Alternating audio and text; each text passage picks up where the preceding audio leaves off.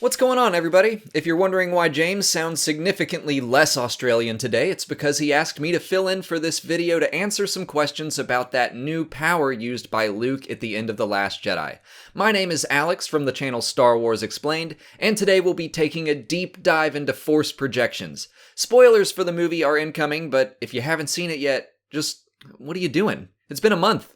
So, in Kylo Ren and Luke's final showdown on Crate, it's revealed that Luke isn't actually physically present, he's just projecting his image all the way across the galaxy from Ahch-To. There are a number of visual and audio clues that hint towards this before the reveal. He doesn't leave footprints in the salt, the falling ash doesn't land on him, but it does land on Kylo, he looks younger, and of course he's using a lightsaber that got ripped in half like 5 minutes before. This power is pretty much in the same Force power family tree as the connection through the Force shared by Kylo and Rey throughout the rest of the movie. There isn't an official name for this power yet, although I think Force projection works fine. This is an idea that's been around for a while, originating in comics and video games back in Star Wars Legends. Mara Jade could be seen using projections in the Dark Forces 2 expansion Mysteries of the Sith. That version allowed Force users to create an apparition of themselves that could distract enemies. However, the apparition was seemingly independent.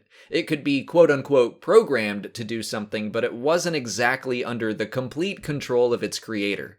A similar power was also seen in the Dark Empire comic, and it's more in line with what we see in Episode 8.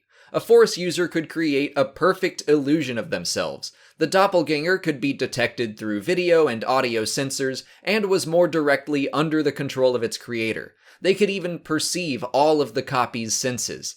To sell the illusion, the user could interact with their surroundings by using telekinesis. I think this is more similar to what we see Luke doing at the end of the film.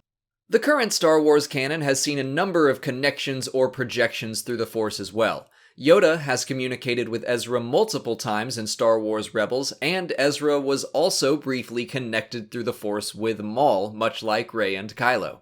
So that's kind of the history of precedents we have for the power, but there are definitely some new intricacies and questions raised by The Last Jedi. James actually sent me a list of his own, and I'm going to do my best to answer them, but keep in mind a lot of this is my best guess based on information we know. First, how does it work? I think the general idea is that Luke is basically sending an intangible ghost across the galaxy. He's visible to anything with eyes or optical sensors because 3PO sees him, although I do get the feeling that the droid knew something was up. I don't think he registered Luke as a life form, and that's why Luke gave him that little wink before he walked out. Speaking of visual appearances, how did Luke alter his appearance? I think a lot of the Force has to do with visualization. For example, in one scene, Vader force chokes Admiral Mahdi and pinches his fingers together. In another scene, he force chokes Admiral Ozzel without moving a muscle. He doesn't have to pinch his fingers together, but it helps him visualize his intent through the Force. I think Luke simply visualized himself as younger, and he did this for a couple of reasons. First, it would be more infuriating for Kylo Ren to see him in that way, rather than as an old, broken man. Second, the whole point is for Luke to set himself up as a hero and a legend and a symbol of hope for the galaxy. So when he thinks of himself in that way, I think he would visualize that younger version of himself rather than the old angry hermit. Knowing that a Force user can change their appearance like that, does that mean it's possible for Palpatine to have been hiding his true form the whole time and it was revealed when he got hit by Force lightning? I think that would be a different power since he wouldn't be creating a separate projection. I don't want to say it's impossible, but I think it's unlikely. After becoming disfigured, the Emperor continued to display his younger form in propaganda. If he cared that much about his appearance, I would think he'd just go back to Force projecting a less hideous face, even if some people had already seen it.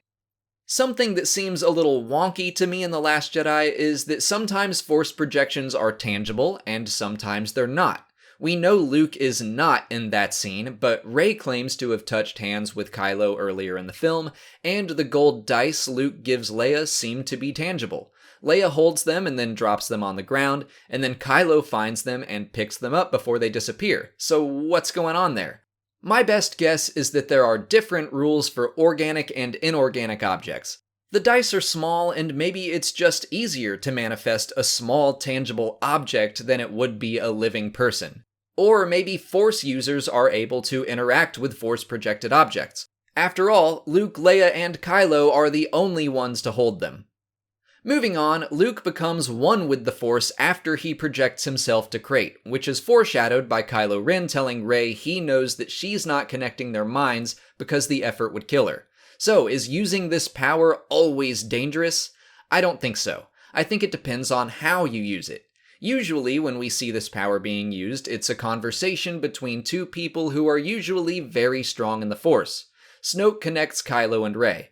Yoda reaches out to Ezra in Star Wars Rebels. Vader reaches out to Luke in the original trilogy. Luke is projecting himself to hundreds, if not thousands of people on Crate. That's what I think made it lethal for him. The final question James and a lot of other people have asked me is if Snoke could have been Force projecting himself into the throne room. Maybe he's still alive. While I think it's possible, I really doubt it. Luke had a purpose for his Force projection. I don't see the purpose of Snoke faking his death and allowing Kylo Ren to take control of the First Order only to come back in Episode 9 and go, gotcha. Not to mention, it would have to be a totally different type of Force projection that could fake being sliced into 4 parts and then play dead with his tongue out on the floor for God knows how long. I think he's dead and gone for good. Those are all the questions James asked me, but if you have any more, I'll try to keep an eye on the comments and answer them. Before I go, I want to thank James for letting me do another guest spot on his fantastic channel. If you enjoyed this video, please consider taking a look at my channel, Star Wars Explained, because this is pretty much what I do every single day. I've got a video about why Luke used the blue lightsaber instead of his green one when he faced off with Kylo. You might find that interesting. But I keep up with all new Star Wars content and discuss it, talk about lore in general, bust some of the more ridiculous Star Wars theories that are floating out there, and more. If you love Star Wars, I hope you come check it out.